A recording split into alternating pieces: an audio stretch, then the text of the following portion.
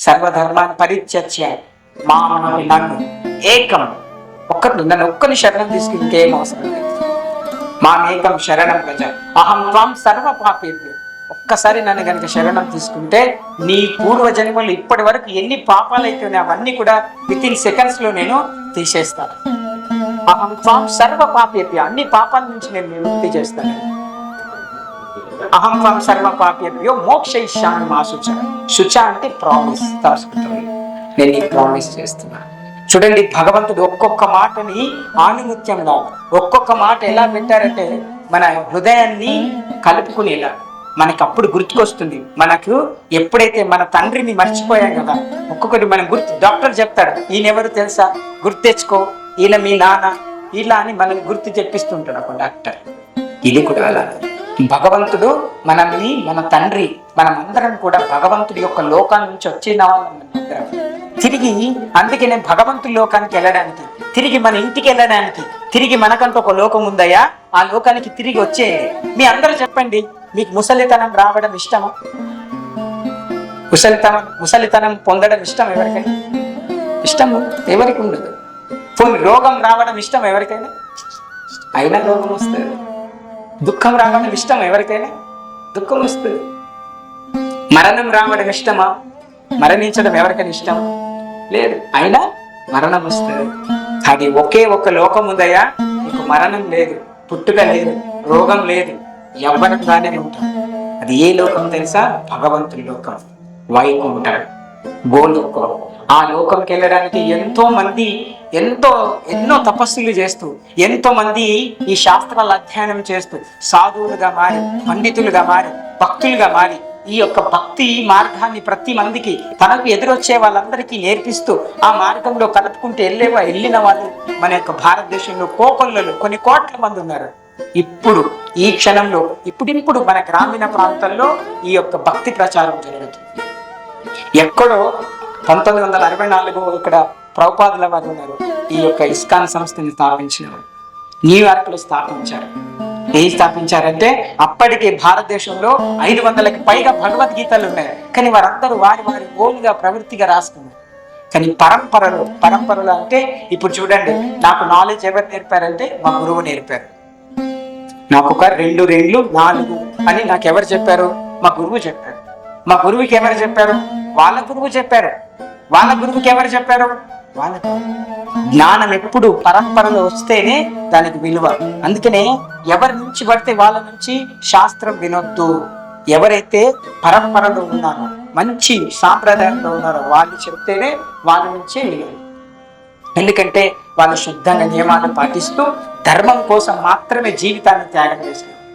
ఇప్పుడు చూడండి, మాది ఎక్కడో దరిపల్లి, అవునా, ఈరోజు ఇక్కడ గ్రామంలో ప్రచారం చేయడం కోసం మాత్రమే వచ్చాము నేను ఇక్కడికి. మీరు ఎవరైనా మాకు డబ్బులు ఇస్తాను కదా, పోనీ మీరు మాకేమైనా దానం ఇస్తాను కదా, కానీ ఎందుకోసం వచ్చాము తెలుసా? మీకు తెలుసా? కృతయాం ధ్యాయతో విష్ణు, త్రేతాయం యజతో ఒకే, ద్వాపరే పరిచర్యాయం కలౌ తత్ హరికీర్తనం అని భాగవతంలో చెప్తారు. కృతయుగం, సత్యయుగం అన్నది దీనికి ఫస్ట్ యుగం. కృతయ ధ్యాయతో విష్ణు, అప్పుడు ఆ యుగంలో తపస్సు చేసి భగవంతుని ప్రసన్నం చేసుకునేవారు, భగవంతుని యొక్క కైంకర్యం పొందేవారు. దాని తర్వాత రాముడి యుగం, త్రేతయుగం. త్రేతయ యజతోమకే, త్రేతయుగంలో యజ్ఞయాగాలు చేసి భగవంతుని మెప్పించేవారు. ద్వాపరే పరిచర్య, ద్వాపర యుగంలో అభిషేకాలు, అర్చనలు అలా చేసి భగవంతుని మెప్పించేవాడు. కానీ కలియుగంలో ఇవన్నీ కుదరయండి. కలియుగంలో చెప్పారు శాస్త్రంలో, ఇవన్నీ మీరేం చేసినా కుదరవు. ఈ కలియుగానికి ఒక ధర్మం ఉంది, ఏంటది తెలుసా? కలౌ తత్ హరికీర్తనం. కలియుగంలో కేవలం హరినామ సంకీర్తన తప్ప ఇంకోటేది పనిచేయదు. కేవలం కలియుగంలో హరినామం తప్ప మీరేం చేసినా కూడా దానికి ఫలితం ఉండదు. ఎందుకంటే కలియుగ ధర్మం అది. మీరు ఎప్పుడో సత్యయుగం నాటి ధర్మాన్ని తీసుకొచ్చి ఇప్పుడు పఠిస్తా అంటే కుదరదు, అవునా? సో ఎప్పుడో కృతయుగం నాటి ధర్మం తీసుకొచ్చి ఇప్పుడు పాటిస్తా అంటే కుదరదు. ఈ కలియుగానికి ఒక ధర్మం ఉంది, అదే చేస్తేనే మీకు ఫలితం వస్తుంది. అట్లా చెప్పేసి మీరు ఎన్ని యాగాలు యజ్ఞాలు చేసినా అది ఫలితం ఉంటుంది. అలా చేయకూడదని కాదు, ధర్మ ప్రచారంలో చేయాలి. ఈ కలియుగానికి ఒకటే ఉంది, హరేర్ నామ హరేర్ నామ హరేర్ నామైవ కేవలం కలౌ నాస్తైవ నాస్తైవ నాస్తైవ గతిరన్యద. అంటే కేవలం హరేర్నామ హరేర్నామ హరేర్నామైవ కేవలం చెప్తున్నారు శాస్త్రంలో. కేవలం నేనేం చేస్తున్నామంటే మా యొక్క ధర్మం ఏంటంటే శాస్త్రంలో ఏముందో ఉన్నది ఉన్నట్టుగా ప్రజలకి చెప్పి ప్రజల్ని చైతన్యపరచడమే ఒక ధర్మం. అదే ఇస్కాన్ చేస్తుంది, మేమందరం కూడా చేస్తున్నాం. ప్రజల్లో భక్తి భావాన్ని పెంపొందించడం కోసం వస్తుంది. మా వయసు ఏం పెద్దగా లేదు, మా వయసు ఏం 50 సంవత్సరాలు నాకు లేదు, అవునా? జస్ట్ నేను 35 years, అవునా? 35 సంవత్సరాలు అంటే నేను 22 సంవత్సరాలు ఉన్నప్పుడే భక్తిలోకి వచ్చాను. 21, 22 సంవత్సరాలు ఉన్నప్పుడు నేను భక్తిలోకి వచ్చాను. భక్తి తీసుకున్నాను. భక్తి తీసుకొని భగవద్గీత చదవడం మొదలుపెట్టి, దాని తర్వాత భాగవతం చదవడం మొదలుపెట్టి, దాని తర్వాత బుక్స్, తర్వాత కొన్ని శాస్త్రాలు చదవడం మొదలు పెడుతూ జీవితాన్ని భగవంతుని యొక్క ధర్మంలో చేస్తూ, నాకు కూడా వివాహం అయింది, నాకు గృహస్థ జీవనం ఉంది, నేను కుటుంబ జీవనంలో ఉంటూ, కానీ నా జీవితాన్ని ఎలా గడుపుతాను? భగవంతుని మధ్యలో పెట్టి నా జీవితాన్ని నడిపిస్తాను. పొద్దున్న లేవగానే నాకు వేరే వ్యాపకాలు ఏం లేవు. పొద్దున్న లేవగానే భగవంతుడి యొక్క దగ్గరికి వెళ్ళి స్నానం చేసి భగవంతుడికి కైకర్యం చేసి మళ్ళీ నా పనికి నేను వెళ్ళిపోతాను. మా మేడం స్కూల్లో టీచర్, ఆమె వెళ్ళిపోతుంది. మళ్ళీ సాయంత్రం వస్తాను. సాయంత్రం వచ్చిన తర్వాత వేరే వ్యసనాలు ఏం లేవండి. మళ్ళీ సాయంత్రం స్నానం చేసుకొని మళ్ళీ భగవంతుడికి కొద్దిగా ప్రార్థన చేసుకొని భగవంతుడికి ఏం చేయాలి చేసి కొద్దిగా భోజనం వండి భగవంతుడికి చూపించి అదే భోజనాన్ని మేము తిని భగవంతుడి యొక్క గ్రంథం ఏదైనా ఉంటే చదువుకొని పిల్లలకి ఆ గ్రంథాల గురించి చెప్పి మేము ఏదైనా ఉంటే ఫోన్లో అది చూసి హ్యాపీగా పడుకుంటాం. ఇదే జీవనం, ఇంతకంటే ఎక్కువ లేదు. భక్తి అంటే కంప్లీట్ గా మాలాగానే ఇలా పిల్లక పెట్టుకొని ఇలా తిలకాలు పెట్టుకొని ఇలాగనే ఉండాలని ఎక్కడ శాస్త్రంలో లేదండి. మీరు హృదయంలో భగవంతుడు ఉండాలని గుర్తించి భగవంతుణ్ణి అర్థం చేసుకోవడానికి, భగవంతుణ్ణి ప్రేమించడానికి ప్రయత్నం చేయండి. నిజమైన సంతృప్తి అప్పుడు మీకు దొరుకుతుంది. చూడండి, మీరు అందరు దేనికోసం ఇవన్నీ చేస్తున్నారు? పొద్దున్న లేస్తే ఇంత కష్టం ఎందుకు చేస్తున్నారు? ఎన్ని సంవత్సరాల నుంచి మీరు కష్టపడుతూనే ఉన్నారు. దేనికోసం? ఎప్పుడు మీకు తృప్తి జరుగుతుంది? ఎక్కడ దొరుకుతుంది? మీరు చెప్పగలుగుతారా? కొన్ని గ్యారంటీ ఇవ్వగలుగుతారా? అసలు మీరు దేని ద్వారా మీరు సంతృప్తి పొందగలుగుతారో మీరు గ్యారంటీ ఇవ్వగలుగుతారా? ఒక దారి ఉందండి. మీరు ఎన్ని సంపాదించినా ఎన్ని చేసినా ఒకటే ఒక తృప్తి పొందే మార్గం అయితే ఉంది. అది కేవలం భగవంతుడి భక్తి మాత్రమే, భగవంతుని శరణం తీసుకోవడం మాత్రమే తప్ప ఇంకోటి ఏది లేదు. కాబట్టి తిరిగి మనం మళ్ళీ భగవంతుడి చెంతకి చేరేలాగా మీరందరూ ప్రయత్నం చేయండి. మీరు ఇక్కడ ఈరోజు అవకాశం ఇవ్వడం చాలా చాలా ఆనందాన్ని ఇచ్చింది మాకు, అవునా? మీ అందరూ ఒక తాటి మీదకి వచ్చి కనీసం ఇంతమంది అన్నా మాతో పాటు మీరు అనుకోవద్దండి. నేను చాలాసార్లు మా క్లాస్ మీద చెప్తుంటాను. మీరు చూడండి, ఈ బీడు భూముల్లో విత్తనాలు తీసుకుపోయి ఇలా చల్లేరను, అది ఒక రోజుకు మొలవదు కదా. ఎప్పుడు మొలుస్తుంది? ఎప్పుడైతే తొలకరి చినుకులు పడతాయో అప్పుడు మీరు తోపంటూ చూడలేని గడ్డి కూడా విత్తనాల రూపంలో మొలకెత్తుతుంది. ఈ రోజు మీరు గుర్తుపెట్టుకోండి, కేవలం భౌతికమైన వస్తువులకి, భౌతికం అంటే నశించిపోయే వస్తువులకి అంత శక్తి ఉంటే మీరు ఆధ్యాత్మిక నామాలకి, భగవంతుడి నామానికి భగవంతుడికి తేడా లేదు. గుర్తుపెట్టుకోండి, ఇట్లాంటి భగవంతుడి నామాన్ని మనము ఉచ్చరిస్తూ వీధుల గుండా ఇలా తిరుగుతూ, మీకు విషయం తెలుసా? ఈరోజు మీ ఊరికి బంధనం వేశాను మనం. మీకు తెలుసా? ఏం శక్తులు ఉన్నా కూడా వెళ్ళిపోతాయి, దుష్ట శక్తులే పనిచేయి. ఎక్కడ రాముని భజన జరుగును అక్కడ హనుమకి స్థానం, ఎక్కడ రాముని భజన జరుగును అక్కడ హనుమకి స్థానం, చల్లని నామము మ్రోగే చోట చెల్లలు మాయాజాలం, శ్రీకరమౌ శ్రీరామనామ జీవామృత సారం, పావనమీ రఘురామనామం భవతారక మంత్రం. సాక్షాత్తు పరమశివుడు పార్వతీదేవికి చెప్తారు. ఏమని చెప్తున్నారు? శ్రీరామ రామ రామేతి రమే రామే మనోరమే సహస్రనామ తత్తుల్యం రామనామ వరాననే. జస్ట్ మంత్రం చెప్పడం వరకే మనకు తెలుసు, దాని అర్థం ఏంటి తెలుసా?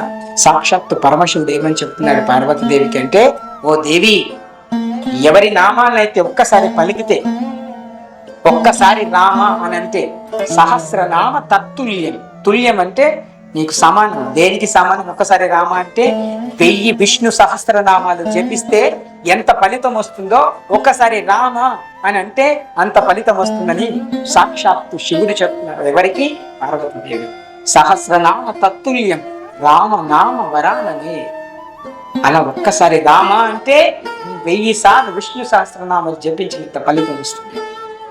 అదే భగవంతుడు మళ్ళీ చెప్తున్నారు, 3 సార్లు రామ అంటే ఎంత ఫలితం వస్తుందో ఒక్కసారి కృష్ణ అంటే అంత ఫలితం వస్తుంది. ఒక్కసారి కృష్ణ అంటే 3000 సార్లు మీరు భగవంతుడి నామాన్ని ఉచ్చరించినంత ఫలితం వస్తుంది. అదే ఒకసారి హరే అని మన మంత్రంలో హరే అన్నం ఇందాక హరే కృష్ణ రాధే రాధ అని అన్నారు అనుకుంది, మనకి 2 సార్లు కృష్ణ అని చెప్పినంత ఫలితం వస్తుంది. అంటే 6000 సార్లు ఒక్కసారి రాధారాణి తలిస్తే 6000 సార్లు ఒకటి నుంచి రాధారాణి. బృందావనంలో ఉంటారు మన బృందావనం కూడా అప్పటి నుంచి అది మాయాపూర్ దగ్గర రాధాశ్యామ సుందర్. రాధాశ్యామ సుందర్ మాయాపూర్, అక్కడ రాధాశ్యామ సుందర్. సో ఒక్కసారి రాధ అంటే 2 సార్లు కృష్ణనామం జపించినంత. అందుకనే ఈ యొక్క నామం ఏదైతే ఇందాక మనం అన్నాము హరే కృష్ణ మంత్రము, శాస్త్రంలో సాక్షాత్ చెప్పబడింది ఏమని? ఇది షోడశనామం కలికల్మషనాశనం నాపరో పరతరోపాయ సర్వవేదేషు దృశ్యతే. ఈ 16 అక్షరాలు ఉంటాయి దానికి. ఇది షోడశనామం 16 అక్షరాల ఈ కూర్పు గల ఈ మంత్రము మీరు గనక జపిస్తే పఠిస్తే అంటే రోజులు ఒక్కసారి ఎక్కువ అవుతుంది. ఎప్పుడైనా సరే దీనికి ఏం నియమాలు లేవు, ఎలాంటి నిష్టలు లేవు, ఇలానే ఉండాలి. స్నానం చేసి చెప్పాలి, స్నానం చేయకుండా చెప్పకూడదు, మేము చనిపోయిన దగ్గర చెప్పకూడదు, ఈ ఏమీ లేవండి. ఎక్కడ పడితే అక్కడ భగవంతుడి నామం ఎప్పుడైనా చెప్పొచ్చు, ఎలాంటి దోషం లేదు. కలో దోషో నిధిన్రాజన్ అస్తి ఏకో మహాగుణ. ఈ కలియుగంకి ఒక్క పెద్ద దోషం ఉంది, కానీ ఆ దోషాన్ని జయించడానికి మనకి భగవంతుడు ఒక మంచి గుణం పెట్టారు. అదేంటంటే కలవు తత్ హరికీర్తన, ఈ యొక్క హరినామాన్ని జపించడం. సో కాబట్టి మీరందరూ కూడా ఈ 16 అక్షరాల మంత్రంలో మీకు 4 సార్లు హరే వస్తుంది, 4 సార్లు కృష్ణ వస్తుంది, 4 సార్లు రామ వస్తుంది. మీరు క్యాలిక్యులేట్ చేసుకోండి ఎన్ని వేల సార్లు మన విష్ణు సహస్రనామాన్ని జపిస్తున్నాం. అలా చేస్తే ఏమైతుందంటే ఏమీ కాదండి, మీ హృదయం శుద్ధమవుతుంది. ఏది చేయాలో ఏది చేయకూడదో మీ హృదయం మీకు చెప్తుంది. కంటి నిండా నిద్ర వస్తుంది, హృదయంలో తృప్తి అనేది చేరుతుంది, సంతృప్తి అనేది మీ జీవితంలోకి వస్తుంది. అది మీరు తిరిగి మీ కుటుంబానికి ఇస్తారు. మీ కుటుంబంలో శాంతి వస్తే మీ దగ్గర 10 రూపాయలు ఉన్నా 100 రూపాయలు లేకున్నా కూడా ఆ 10 రూపాయల్లోనే తృప్తి పడాలనేటువంటి భావన మీలో మీ కుటుంబంలో శాంతిని నింపుతుంది. అదే భగవంతుడు ఇస్తాడు. ఉన్న దాంట్లో తృప్తి పడేటువంటి శక్తి సంతృప్తి భగవంతుడి యొక్క నామం ద్వారా వస్తుంది. సో కాబట్టి గుర్తుపెట్టుకుని మనం అనుకుంటాం కానీ భగవంతుడి నామం చెప్పి ఇవన్నీ జరుగుతాయండి. చూడండి, భగవంతుడి నామం రాకముందు, భగవంతుడు ఎవరో వారి జీవితంలోకి రాకముందు ఆంజనేయ స్వామి కేవలం ఒక కోతి వానరుడు అంటారు. ఎప్పుడైతే భగవంతుడి యొక్క రాక కోసం ఎదురు చూస్తున్నాడు అంతే, అప్పటి వరకు ఆంజనేయ దేవుడు రామాయణం ఎక్కువగా పెద్దగా వివరించబడలేదు. ఎప్పుడైతే భగవంతుడు రాముడు లక్ష్మణునితో సహా భగవంతుడి యొక్క అంటే ఆంజనేయ స్వామి యొక్క జీవితాల్లోకి వచ్చాడు, అప్పటి నుంచే ఆంజనేయ స్వామి రామనామాన్ని తీసుకొని ఈయన కోసం కదా నేను ఎదురు చూస్తున్నా జన్మ నుంచి, ఈ నామం కోసం కదా, ఈ రూపం కోసం కదా నేను జన్మ నుంచి ఎదురు చూస్తున్నా అని చెప్పి ఆ 2 అక్షరాల నామాన్ని పట్టుకొని కైంకర్యం అయిపోయి చిరంజీవి అయిపోయాడు. అవునా?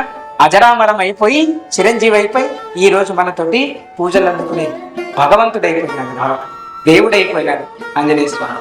అంతే. మీరు చూడండి, మన వాల్మీకి ఉన్నారు. రామాయణం రాకముందు రామ అనే నామం వాల్మీకి జీవితంలో రాకముందు వాల్మీకి ఎవరండి? ఒక దొంగతనం చేస్తూ తన కుటుంబాన్ని పోషించే వ్యక్తి. ఏం చేశారంటే ఒకరోజు తన భార్య అన్నది, నేను ఏం చేస్తున్నా నీకు తెలుసా, మరి నేను తెచ్చిన దాంట్లో నీకు కూడా పాపం ఉంది అంటే ఆమె ఏమన్నది, నువ్వు చేసే పాపంలో నాకు భాగం రాదు. ఎప్పుడైనా గుర్తుపెట్టుకోండి, భర్త చేసే పుణ్యం భార్యకు వస్తుంది కానీ భర్త చేసే పాపం మాత్రం భార్యకి రాదండి. ఇది మాత్రం శాస్త్రంలో ఉంది. అప్పుడు అది తెలిసిన వాల్మీకి ఆయన రత్నాకరుడు ఆయన పేరు, ఇలా కిందికి ముఖం వేసుకుని ఈ జీవితం అంత ఎందుకు నా సగం భాగం అనుకుని చెప్పేసి వెళ్ళిపోతాడు. కుటుంబాన్ని వదిలేసి వెళ్ళిపోతుంటే నారద మనిషి కలిసి, ఎక్కడయ్యా వెళ్తున్నావు, అంటే నాకేం జ్ఞానం లేదు, నాకు చదువు రాదు, ఏమి రాదు, నేను నేర్చుకోలే, ఏం లేదే, నేను అజ్ఞానుని అంటే ఆగవయ్యా, నేను చెప్తాను, నేను చెప్పింది నువ్వు చెప్పు, నీ జీవితం మారిపోతుందని చెప్తే 2 అక్షరాలు ఇస్తారు. ఏమిస్తారు? రా మా. ఈ 2 నామాలు పలుకుపోగలగా చూస్తాను అంటారు. ఆయనకి రామ అని కూడా అనరాదు, అంత అజ్ఞానుడు. రాని వెనకకు పలుకుతాడు, మాని ముందు పలుకుతాడు. ఏమవుతుంది? మర. ఏమని పలుకుతాడు? మర. అడుగు అదే పలుకు, ఇదే వస్తుంది, అదే పలుకు, అదే పలుకుతాడు ఆయన. ఏమని పలుకుతాడు? మర రామ రామ రామ రామ రామ రామ. ఏమైపోయింది? అది రామ. రామ రామ రామ రామ రామ రామ రామ అయిందా మీద? అబ్బా, కేవలం 2 పదాలని జపించి జపించి వాల్మీకి స్వయంగా భగవంతుని యొక్క కావ్యాన్ని రాసేంత జ్ఞానాన్ని సంపాదించినప్పుడు మనం ఎందుకు సంపాదించండి? మనం ఎందుకు మన జీవితాన్ని ఉద్ధరించుకోవాలి? మీరు ఒక్కసారి ఆలోచించండి. సాక్షాత్తు లంకకు పోయిన తర్వాత ఆ లంకిని చంపితే నువ్వు రాముని యొక్క భక్తుడు ఇంత గొప్పగా ఉంటే రాముడు ఎంత గొప్పగా ఉంటాడని ఆమె చనిపోతూ కీర్తిస్తాడు. అందుకనే భగవంతుడి నామం ఎంత గొప్పది అంటే భగవంతుడి నామానికి భగవంతుడికి తేడా లేని లేదు. ఆ భగవంతుడి నామాన్ని ప్రచారం ఈరోజు ఇస్కాన్ ప్రతి గల్లీలో, ప్రతి ఢిల్లీలో, ప్రతి ఒక్క ఏరియాలో ప్రజల్ని చైతన్యం చేయడానికి ప్రభుపాదుల వారు ఈ యొక్క నామ ఉద్యమాన్ని చైతన్య మహాప్రభు స్టార్ట్ చేశారు. 500 సంవత్సరాల క్రితం స్వయంగా కృష్ణుడే చైతన్య మహాప్రభు అవతారంలో వచ్చి ఈ హరే కృష్ణ మంత్రాన్ని జనానికి ఏది చేయాలో తెలియదు, జనానికి ఏ నామం చెప్పాలో తెలియదు, ఎలా ఉద్ధరించబడాలో తెలియనప్పుడు అప్పుడు భగవంతుడే స్వయంగా చైతన్య మహాప్రభు రూపంలో వచ్చి ఈ యొక్క నామ మంత్రాన్ని అందరూ కూడా పలుకుతూ ఇట్లా వీధుల గుంట చెప్పండి, హరే కృష్ణానండి, హరే రామానండి, హరే కృష్ణానండి, హరే రామానండి, గోవిందానండి, రామానండి, సీతానండి అని చెప్పి అందరి ప్రజల్లో చైతన్యం తీసుకొచ్చారు. అప్పటి నుంచి మనకి భజన అనేది మొదలైంది. భజన అనేది ఇప్పుడు మనం భజన చేస్తున్నాం కదా, యాక్చువల్లీ హరినామ భజన అప్పుడే మొదలైంది. అప్పటి నుంచి మన ఊర్లలో దాన్ని ఇంకొక రకంగా భజన మనకి స్టార్ట్ అయిపోయాయి. సో కాబట్టి మనందరి యొక్క ముఖ్య ఉద్దేశం భగవంతుని తెలుసుకోవడమే. భగవంతుని కోసం మన యొక్క చూడండి ఎంత సైలెన్స్ గా మనం వినగలుగుతున్నాం తెలుసా? ఎందుకంటే హృదయంలో ఎన్నో జన్మలకి క్రితం మనం భగవంతుడితో కలిసి ఉన్నాం. భగవంతుడు మన తండ్రి కాబట్టి మనము భగవంతుడితో అటాచ్ అవుతాం తప్ప మిగతా దానికి దేనికి కాదు. ఒకవేళ అయినా కూడా అది ఎక్కువసేపు నిలిచి ఉండదు, గుర్తుపెట్టుకోవాలి. ఆ అసత్యం ఎప్పుడు కూడా అసత్యం, అవునా? సో విషం ఎప్పుడు విషమే, అబద్ధం ఎప్పుడు అబద్ధం. అబద్ధం ఆ క్షణం మీకు అమృతం ఇవ్వచ్చు కానీ ఎప్పుడు కూడా మిమ్మల్ని కాపాడదు, గుర్తుపెట్టుకోవాలి. సో మాకు మీ అందరు అవకాశం ఇచ్చినందుకు చాలా చాలా ధన్యవాదాలు. మీ అందరికీ సమయం ఎక్కువగా లేదు, మీ అందరి సమయం ఇస్తే ఏదో ఒక వారం రోజు మీరు డిసైడ్ చేయండి. ఆ వారం నేను ఇక్కడికి వచ్చి భగవద్గీత క్లాసులు మేము ఇక్కడ స్టార్ట్ చేద్దాము.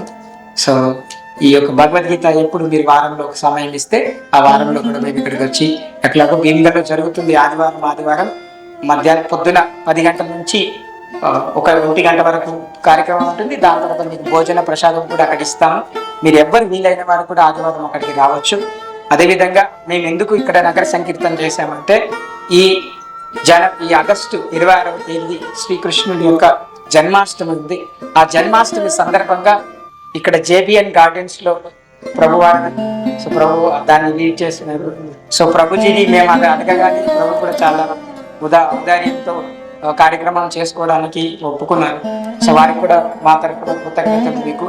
సో అదేవిధంగా ఈ యొక్క కార్యక్రమం 26వ తారీఖు మధ్యాహ్నం నుంచి స్టార్ట్ అవుతుంది. మధ్యాహ్నం నుంచి రాత్రి 8-9 గంటల వరకు ఉంటుంది. కార్యక్రమంలో మీకు భగవంతుడికి కుంభాభిషేకం ఉంటుంది, అదేవిధంగా పుష్పాభిషేకం ఉంటుంది, అదేవిధంగా భగవంతుడికి ఊయల సేవ ఉంటుంది, అదేవిధంగా భగవంతుడికి మీరు వస్తే అక్కడ పల్లకి సేవ ఉంటుంది కొన్ని దూరంలో. అలా చేసిన తర్వాత భగవంతుడి యొక్క కథ ఉంటుంది. ఇందాక మీరు కీర్తన చేశారు, ప్రభుజీ చూశారు. ప్రభుజీ ఇక్కడ మనకి నిజామాబాద్లో మనకి చాలా సీనియర్ భక్తుడు ఆయన. సో ప్రభు యొక్క ఆధ్వర్యంలో మంచి మనకి కీర్తన ఆస్వాదించేటువంటి మనకి అదృష్టం ఉంది. ఎందుకంటే ప్రభుజీ ఏ మాత్రం కూడా అలసిపోరు. మీరు ఇప్పుడు చూస్తున్నారు, ఇక్కడ స్టార్ట్ చేశామంటే ఇక్కడ తిరిగి వచ్చిన తర్వాత అందరూ అలసిపోయారు కానీ ప్రభుజీ కూడా అలసిపోలేదు. సో కాబట్టి ప్రభుజీకి కూడా మనం అందరం గట్టిగా మన తరఫున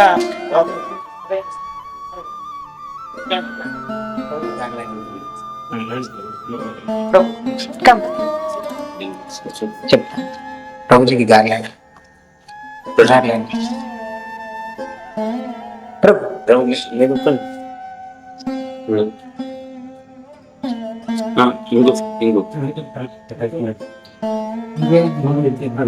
సో ప్రభుజీ ఇక్కడ జన్మాష్టమికి సంబంధించి మీకు కరపత్రాలు ఉన్నాయి. సో దీని వెనకాల మీరు మీరు అన్ని కూడా ఇస్కాన్కి సంబంధించినటువంటి అఫీషియల్ ప్రోగ్రామ్ ఇది. మేమేదో సొంతంగా చేస్తుంది కాదు. ఇవి అన్ని కూడా నియమాలు ఎలా చేయాలి ఏం కథ అనేవి కొత్త నుంచి ఇన్స్ట్రక్షన్స్ వస్తాయి. అది కూడా మనకి పరంపరలో దానికి వస్తాయి. హరే కృష్ణ. సో ప్రభుజీ మనకి ఇక్కడికి రావడం కూడా మనందరి అదృష్టం. ప్రభుజీ కీర్తనలో పాల్గొనడం కూడా మనందరి అదృష్టం. సో ఇక్కడ మీరు దయచేసి భగవంతుడికి ఇక్కడ పాంప్లెట్ ఉంది, దాన్ని చూడండి. భగవంతుడికి వెనకాల సేవలు కూడా మీరు మీ యొక్క శక్తి కొలది భగవంతుడికి సేవ చేయండి. ఎందుకంటే కలియుగానికి ఒక గుణం ఉంది. ధర్మానికి 3 పాదాలు అన్నారు, 4 పాదాలు అన్నారు కదా. 3 పాదాలు లేవు, ఒకటే ఒక పాదం ఉంది అని అంటారు. ఏంటి తెలుసా? అదొకటి. ఈ కలియుగం యొక్క గుణం ఏంటంటే కలియుగానికి ఒకటే ఒక గుణం మిగిలిపోయింది. ఆ గుణం విని ఒక పాదం ఆగింది. ఆ గుణమే దానము. ఈ కలియుగంలో దానం ఇచ్చే గుణం మాత్రం ఉంటుందట జనాలకి, మిగతా ఏం లేదు. అవునా? సో కాబట్టి మనందరం దానం ఇక్కడెక్కడ ఇస్తాం. కానీ శాస్త్రంలో 2 చెప్పబడ్డాయి. ఒకవేళ మీరు అధర్మంగా సంపాదించేది ఏది మీ దగ్గర ఉండదు, అది ఏదో రకంగా మీ నుంచి వెళ్ళిపోతుంది. గుర్తుపెట్టుకోండి. ఒకవేళ మీరు ఉన్నారనుకొని కాపాడుకున్నాం అనుకున్నా కూడా అది ఏదో రకంగా మీ పుత్రుల రూపంలోనో ఇంకో రూపంలోనో అది వెళ్ళిపోతుంది. మనకి అవకాశం లేదు. ఒకటి 2 ధర్మంగా సంపాదించిన 2 ద్వారాల ద్వారా మనం వెళ్ళిపోతుందట సంపాదన. ఎలా? దానము యోగ్యుడైన వారికి మాత్రమే దానం ఇవ్వాలనేది శాస్త్రంలో. ఎవరికంటే వారికి దానం ఇవ్వడానికి లేదు. ఒకటి. రెండోది, మీరు దానం ఇచ్చేవాడు అర్హుడైతే ఎవరైనా ఉన్నారో వాడిని పక్కన పెట్టి అనర్హుడికి దానం ఇవ్వడం. అర్హుడని తెలిసి కూడా దానం ఇవ్వకపోవడం కూడా మీ అందులో కూడా మన సంపాదన నిలవదని. కాబట్టి మీరు ఇచ్చేటువంటి శాస్త్రంలో ఉంది. మీ దగ్గర 10 రూపాయలు ఉందంటే ఒక 2 రూపాయలు ఇస్తే భగవంతుడి కైంకర్యంలో మిగతా 8 రూపాయలని భగవంతుడు చెప్తున్నారు. ఆ 8 రూపాయలని నేను శుద్ధం చేస్తాను.